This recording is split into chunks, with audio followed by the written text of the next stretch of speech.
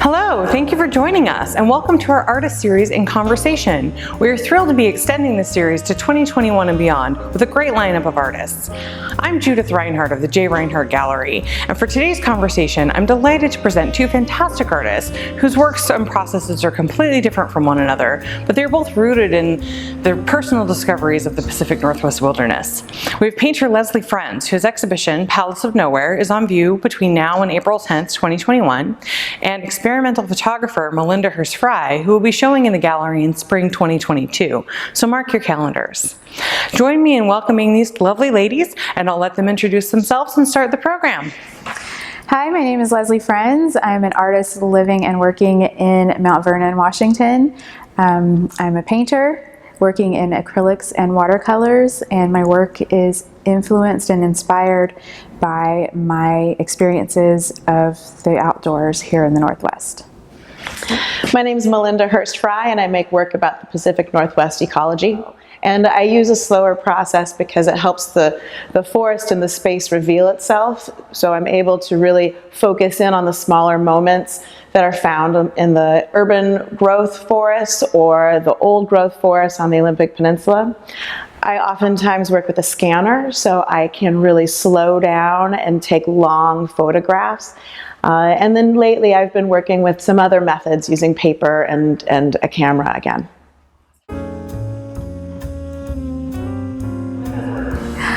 I'm really drawn to Melinda's work and the intricacy of it and her methodical process. It's so different from my more intuitive process and just the way she brings nature closer. I tend to look from a farther vantage point, and she brings everything in much closer to below your backyard, which I find fascinating. So Lesley's work, I think, is beautiful. I think it's poetic. I think it's work that you can sit with and really look at for a long time, and details will slowly build. Particularly, I enjoy how Lesley takes a place but makes it feel like an essence of a place, and using the lines has a very poetic sense of interruption in place. It translates well to when you feel like, it translates well to when you hear an airplane cross through the forest, when you think you're alone. Well, obviously there's a nature connection between us, and I think we both come at that subject from a very respectful and kind of awe-inspired way. Again, where she's focusing in on the small, tiny little intricacies, and I tend to be seeing a bigger picture. But there's importance in both, and there's definitely room for both, and I think they complement each other very well. So I think the connection in the work with between Lesley and myself is that we're interested in place, and we're interested in what it is to view a place rather than to create work about landscape. It's more about being in a place and observing a place than it is so much about the specificity of that place.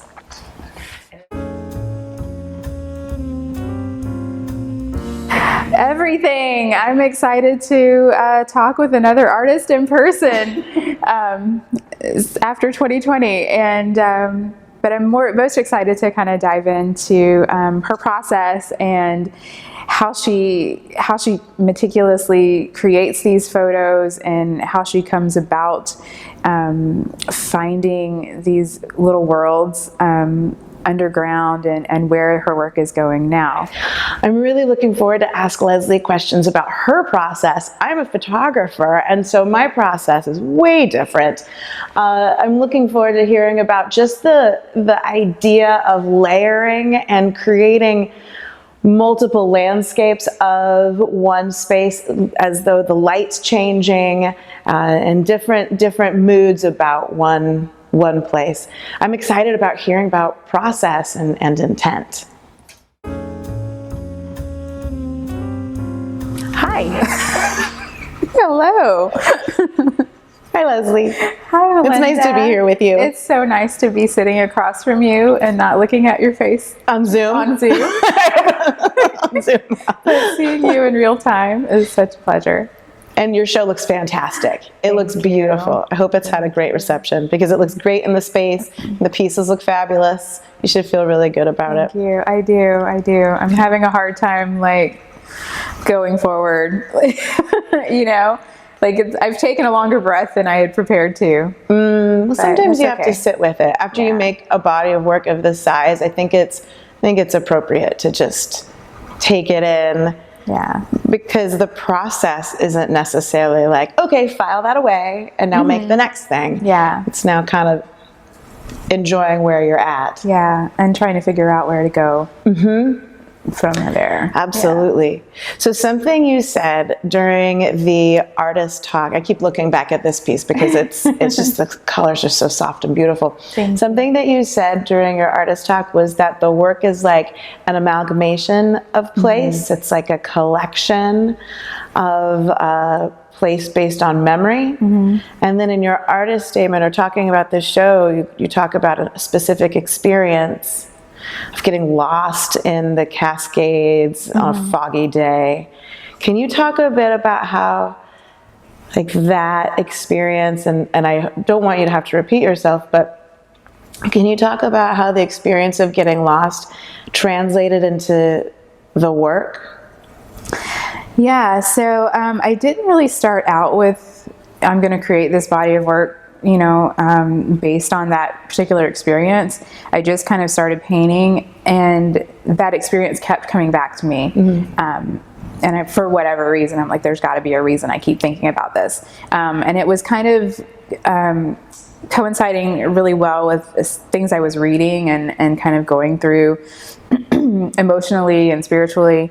And so it was all kind of resonating. And so I came to that thought kind of early on. I think I had created maybe the 4 small acrylics first, and then I kind of landed on, okay, I think this is the direction I want to go in. And it just kind of, that feeling of being lost kind of fit with the lack of specificity in my work, because you can't really pinpoint it to a certain place. Like, I'm very hesitant to ever say, this is inspired by, you know, Mount Baker, or this is inspired by Rainier, or the Olympics, whatever. I tend to want to leave that more open to interpretation. So that idea of getting lost really, really appealed to me, and the kinds of atmospheres that I like to create. I think I told Judith in my artist talk, you know, I'm not really drawn to sunny days as much as I love the sunshine, because you can't live in the Northwest and not like be like overjoyed when the sun is out. But artistically, I'm much more drawn to a day like today that's overcast and rainy and kind of more in more subtle contrast.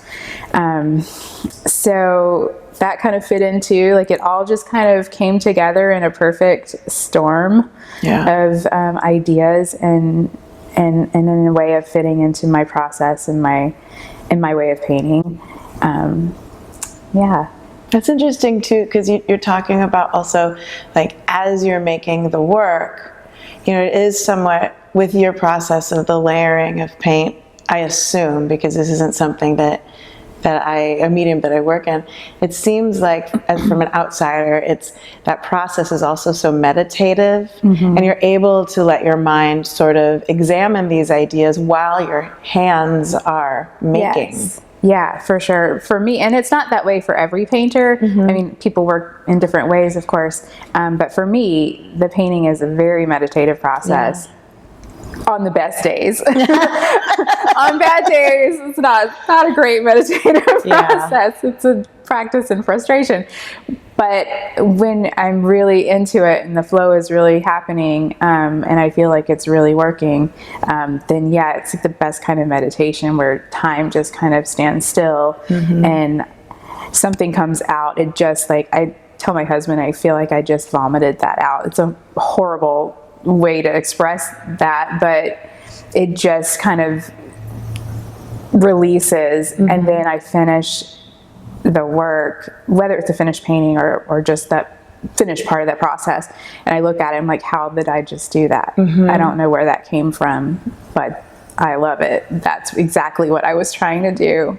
And so there's like this lesson in letting go in the same way that you would in traditional types of meditation, where you're sitting and trying to let go of all your thoughts. And absolutely, it's kind of the same that's just transition where there's just a sort of border crossing. Yes, yeah, that's a great way of putting it. And I understand like the not wanting to say like the expelling of the process. That's a better word. I should start using that word instead. But I think that's kind of, it's this myth with artists that we work on a steady track. Yes. We sort of work, and then sometimes we trudge through some stuff that just doesn't work, and then we're able to, when the stars align, say these things didn't work, and somehow shove those away and just work with the parts that are successful. And it doesn't happen like at a steady speed at all, which is frustrating as artists. Absolutely. But it's also exciting when like you get to that space. It's almost like a drug. That little, when it works, and you get this high, like, oh my God, that was amazing. And then you're like chasing that high every time. It's so true, because, and I'm identifying with this, and I don't know if I'm identifying it for the same reason, or that's not the same thing that happens with you, but I find that I'll make a few pieces that I'm just like, I'm nailing it, this feels great, and then I'll try to capture something, and I'm not hitting the right note, and it feels stale and wrong, and then sitting with that is really hard. And you're like, again, chasing that feeling like, okay, where was I? What is working there? What was in my head? And then you kind of go forward in jerking motions. I mean, I do. So I would love to hear more about your process and how does that, because not being a photographer, having only taken a few photography classes in college, I would love to hear, because I don't normally think of photography as a more intuitive process, but it sounds like there are intuitive aspects to it, and you do also kind of have to be in that flow state. So I would love to hear more about how you relate to that. Yeah, I imagine it's very different. My background is in printmaking, and so fortunately I was able to experience like this idea of process when I was an undergrad. But in my own work, I find that the searching and the seeking for the subject matter is really a slow process. So I work a lot with the scanner, and I take a scanner with me into the forest and slowly scan the understory. And when I'm doing that, the scan itself takes so long. The scan itself, to make one picture, is maybe 4 minutes. Wow. So I usually walk very slowly, depending on where I am, just looking for how the forest is sort of telling this story. And that in itself is a slowing down. And sometimes it takes a familiarity with the space, and sometimes it takes never having set foot, to, getting lost in the forest, so you can just sort of see it. But the process, I think, when it becomes a intuitive process, is really when you're looking, and it's not necessarily the clicking of the shutter or hitting go on the scanner, because that sort of interrupts the process. But it's more of that, like looking and trying to find the thing that tells the story, and that that you as the artist have an emotional connection to, because if we don't, then the viewer doesn't care. It's not going to grab them either. That's so interesting, because I can relate to that, because as I paint, and I've said before, like in my artist statement and in our artist talk with Judith, that the landscapes just kind of evolve as I'm painting them. And sometimes as they're evolving in ways that I'm like, well, that's not really what I'm trying to say. Yeah. It might be a decent painting. Right. Like the tall vertical one here, it was a real challenge because it kept evolving in a way that I didn't like. Like there was this kind of landscape that kept evolving that I was like, no, that's not where I want this to go. That's not the story I'm trying to tell. And so I kept having to like do this push and pull with it, and it was really frustrating. But then finally, when I let go of trying to control it so much, that's when it happens. Do you find that like when you're out and you're searching for that perfect story to tell, it's kind of when you stop searching over here and just happen to catch a glimpse of something over there? Totally. Absolutely. Absolutely. And I think anytime I'm forcing something where it's like, okay, I have this much time, I better do it within this window, that's when the universe is like, joke's on you, not happening. So I find that like these images were both made in the Hoh rainforest when I didn't have too much time. It was a glorious trip, and I got to go with two scientists, and they were listening for subterranean sounds coming from the old growth trees. They were tapping the roots with microphones. It was fascinating. And I asked, can I know you forever? And can I follow you? And they were generous and took me with them. And we went on an overnight trip into the rainforest and slept, outside. It was beautiful. We slept outside. I slept outside because I didn't have room for a tent. I had my scanner, and my battery, and my laptop, and my backpack. So I romanticize it now, but then I was like, I hope I don't get eaten by wildlife. But the point being that I didn't know what was going to come out of it. And I realized that while I was hiking in with them, their working process was much faster, where they could put everything down and gather their data within maybe an hour at a site or less.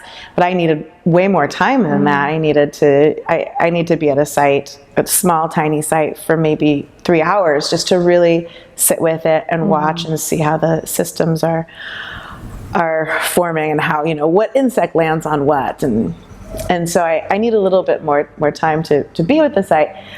But back to what you were saying, it's true that I think we can make an image or a painting and it's like, oh yeah, that's cool, that looks good, I like the look of it, but it's not part of this bigger thing I'm working toward. And I think we have to be able sometimes to be like, okay, I got that, I made that, I'm going to put that to the side. I'm going to see think about what's working there and what's not working there. And I'm kind of trailing on, but I have to live with our work to stare at it and have that time in the process for just looking out the window and just thinking about the work and looking at the work. And so oftentimes now we look at work on our phones and screens that we're not living with it, just like posted up in the kitchen or where we read or what have you. So going back to your experiences taking your scanner with you in the forest, which respect if you're hiking in with a scanner. I don't know if I could right now after the restful period of the pandemic. Because I have a hard enough time with, my sleeping bag and my clothes and my we'll just take them all out. My art supplies and stuff. So once you decide on a location, okay, this location is speaking to me. Like how many scans will you do? Oh, right. Yeah. So I'm allowed to do as many scans as my batteries will hold a charge for. Okay. So sometimes when the batteries are fresh, I know that each battery will give me probably 25 scans. And when the batteries have been unplugged for maybe another day, I'm probably down to maybe 13 scans. And then it depends on if it's all about battery power, like how's my computer doing? Right. And How much is the scanner taking? And then sometimes when the scanners are not supposed to be on their side, No. they're not supposed to be out of an indoor space, in the dirt. That's not what they're supposed to do. So sometimes what will happen is the scanner will fall off of its track and just technical things go sideways in the field, and that will prevent me from making as many images. Yeah. This ghost pipes image was made on the way coming back, and I saw them on the way going in, but I noticed that I wasn't in the right headspace when I was going in, and I knew that I needed more time to be with them. And I took off a little earlier, found them, and then just stared. And then once I had an idea of what it was going to look like, I knew I didn't have many scans left, and I started kind of digging the shallow space and trying to be really careful not to disturb those. And so, sorry, I'm trailing off a little bit. That's okay. A tangent. I was just thinking about that and having people walk behind me on the trail wondering, like, what are you doing? And people tend to think I'm in the sciences, but really I'm just taking a picture. Yeah. But it tends to be, scanning takes maybe I can get 20 images depending on how many batteries I bring. And then it's like the painting where you look at it, kind of decide, tweak one thing a little bit. So out of those 20 images, how many end up being one? keepers? Yeah, one. That's what I thought. Yeah, it tends to be those 20 images are working toward the goal. Sometimes you get lucky, as you know, where you make the picture, you're like, nailed it. And then and you're like, oh, I'm such a pro. I knew just what to do. And then other times you're just like, oh, it's like, am I ever going to make it a picture again? Will this ever come together again? But it is that just, you're working towards one image. Yeah.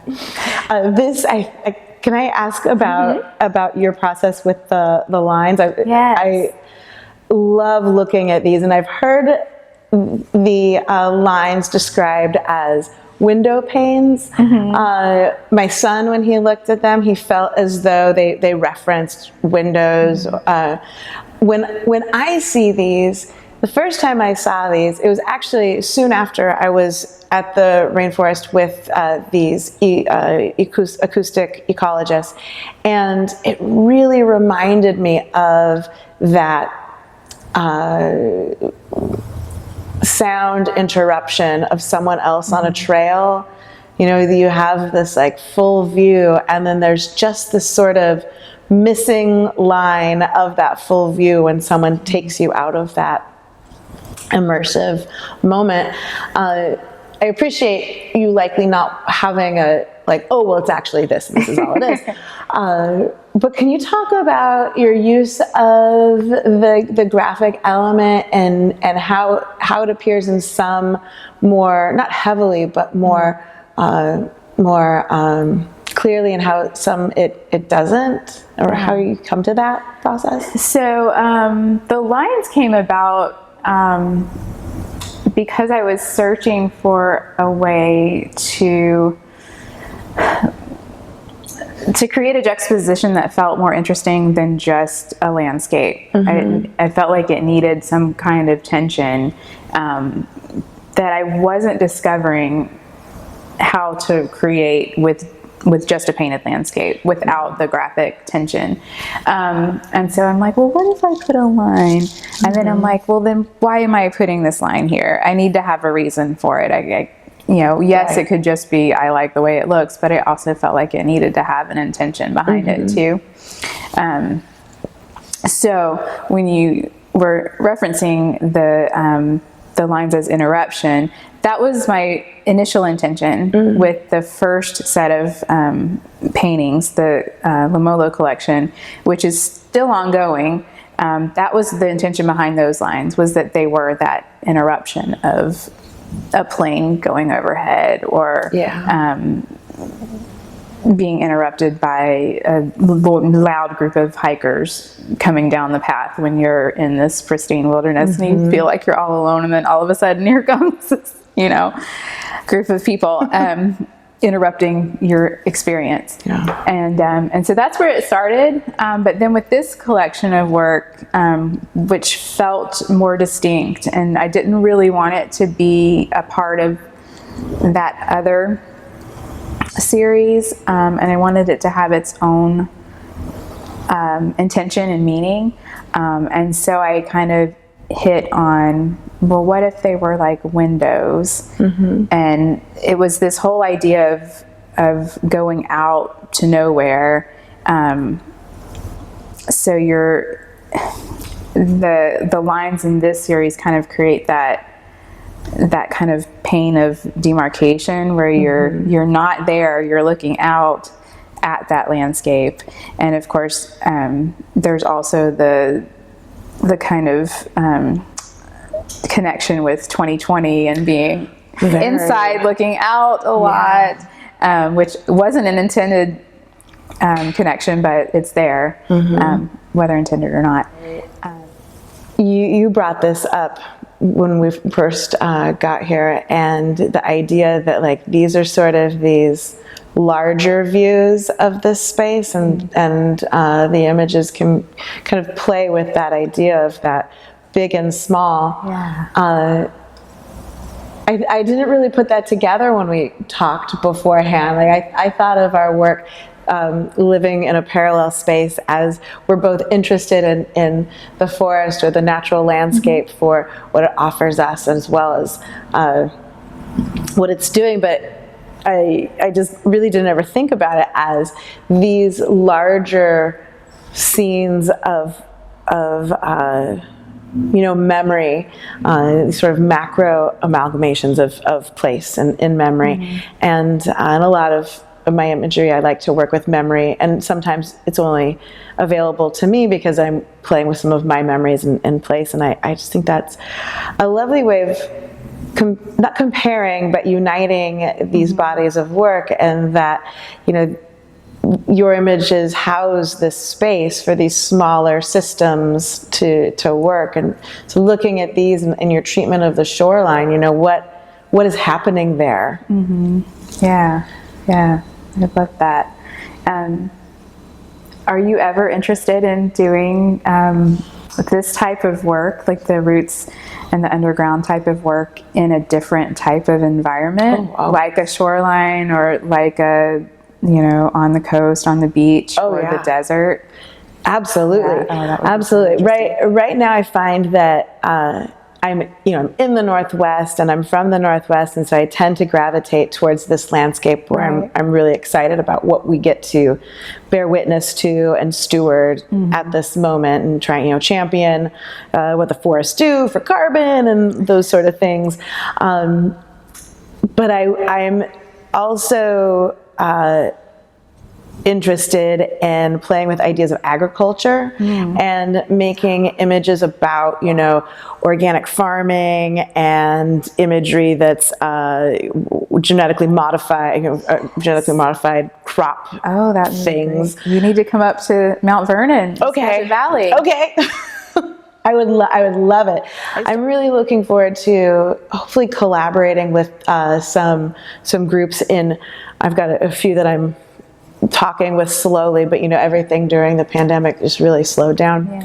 But I'd like to collaborate and work with scientists and others who are working with ideas outside of the art to use what we do to help illustrate and support others' understanding where we are, what we can do, what we can control, what urban forests and other forests can do as far as react to climate change, and not just by saving the trees, but also how they clean the air and their carbon load. Amazing. I trailed again, but I would love to photograph in the desert. Yes. Okay. Excellent. Yeah. I have a question about your work. Okay.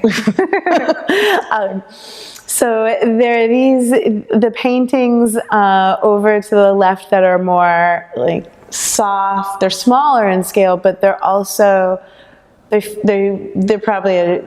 likely a different technique. Watercolor. Oh Photographer. That's okay. in looking at those, they have such a different feeling, and they're so intimate and small. And then we have these larger images that still have this sort of this barrier. Can you talk about how these come together and how they inform the same idea? So the watercolors, I've been doing watercolors for about 5 years now, and I landed on doing these watercolor forests, which speak to your forest interest, probably about 4 years now, and that's basically all I've been painting in watercolor for 4 years. With every once in a while I take a little side trip to mountains or coastal or something else, but for the most part I've been sticking with these abstracted trees. And when putting this show together, you know, I really wanted to do these mountain landscapes and think about being lost in the backcountry in the mountains. But then I was thinking about, well, how do I incorporate the watercolors in that when I am normally painting trees, trees, mountains. And then I was thinking, well, but each hike, almost every hike we do begins in trees. Like 9 times out of 10, you're hiking in through a forest and up to get to these mountain vistas. So then it kind of, I started riffing off this idea of the forest as a doorway into where you're going, into that destination. And I often, the watercolors compositionally are often kind of what I'm seeing from the trail. So I'm looking up into the overstory, and so it feels like kind of that grand entrance into an experience, and you don't really know what's beyond. So that was kind of I'm so sorry connection. To interrupt, but you're right. Like these small pieces still have this like grand scale by how you're painting, like the trees, or those tall trees kind of leaning in towards you. Yeah, that's a wonderful way of looking at these. Thank you. Okay. My last question for you is, I'm curious as to, back to your process, are these all a single scan, or do you composite when you find something really good and juicy from one scan and it really works from another? with something else good and juicy from another? Do you composite them digitally, or is it all just, nope, this is how I see it and how it is in the wild? When I first started this series, I was interested in what we had immediately in our spaces. So in, suburban yards, what is thriving and living here. And the scanner doesn't pick up motion. And so I wanted to bring in animals and critters and insects and so on. So those were definitely composited by images that I photographed of insects, specimens from the Burke, and then scenes that I scanned in my own front yard. And then I love compositing, but it does start to feel sometimes fantastical, and it starts to feel like a place that you can't relate to. Like you may think, I find that I want to be cautious that I'm in a photograph not presenting something that isn't to be stewarded or protected. And so with the newer forest floor work, I wanted to hold on to this idea that this is a true place that we can access now at this moment. If we're good, if we start to change our ways, hopefully in the future, we'll be able to access. But I wanted it to be something that someone can go see this tremendous space that has these small vignettes that are actively working together. So the forest floor is less composited, though it's funny you use the phrasing good and juicy, because I did composite a good and juicy slug in one of the pictures, because surprisingly it was moving too fast. Too quick. I love that you're always coming back to the impact and how you're telling that story of impact and how we can be better stewards of this world, because that's a big part of what I want to be saying as well. So I love that. Thank you, Lesley. Thank you, Melinda. It's been so great to talk with you. It's been wonderful. One, to talk to you. Two, to talk to a human. Wonderful. It's like face to face in the same space, breathing kind of the same air, but yeah, sort of. Not too much. Thank you, Judith. Thank you, Judith. Thank you so much, Lesley, and thank you so much, Melinda. I truly enjoyed having you both in the gallery and the insight you were able to give us on your work and your process. It's such an important practice to engage with our environment, and you both capture those feelings of that engagement in your work just so well. Thank you all for watching, and please subscribe to our channel to get notifications when new conversations are released. Follow us on Instagram at J. Reinhardt Gallery, and find us online to see more work by Lesley and Melinda and all of our other gallery artists at jreinhardtgallery.com. Thank you so much.